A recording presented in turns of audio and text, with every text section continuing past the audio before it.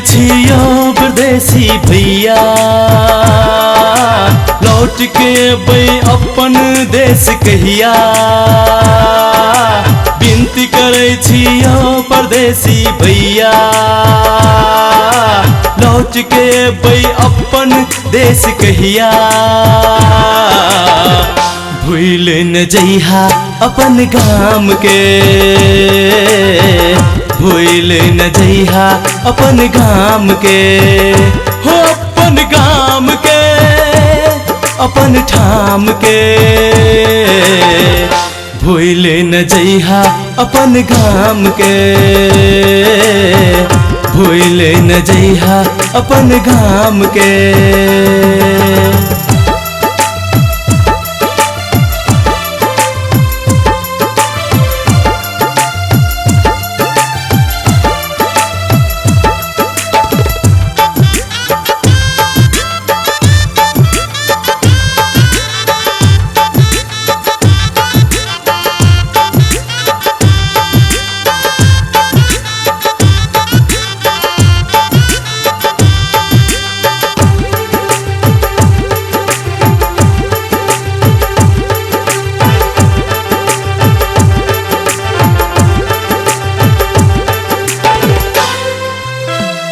जखन तू देश अपन छोड़िएला, माई बाबू के कनेला हो।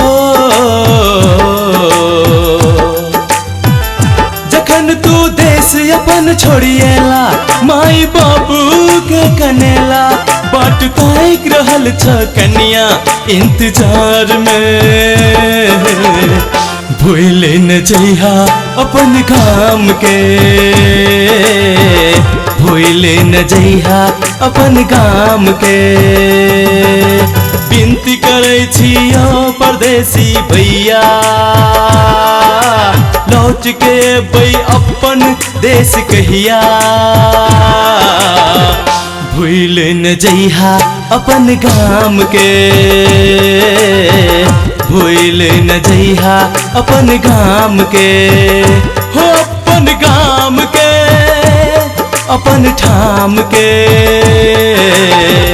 भूल न जइहा अपन गाम के, भूल न जइहा अपन गाम के।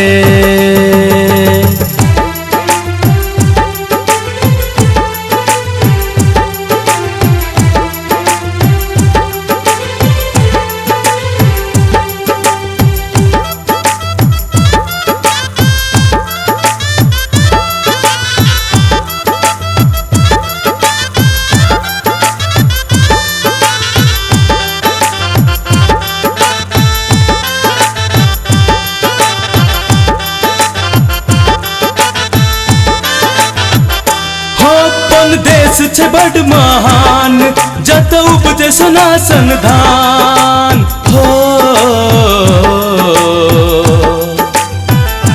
अपन देश छे बड़ महान, जत उपजे सनातन धान। कृपा छै राज देवी जानकी माई के, भूल न जइहा अपन गाम के, भूल न जइहा अपन गाम के। विनती करे छियो परदेसी भैया, लौट के अबै अपन देश कहिया।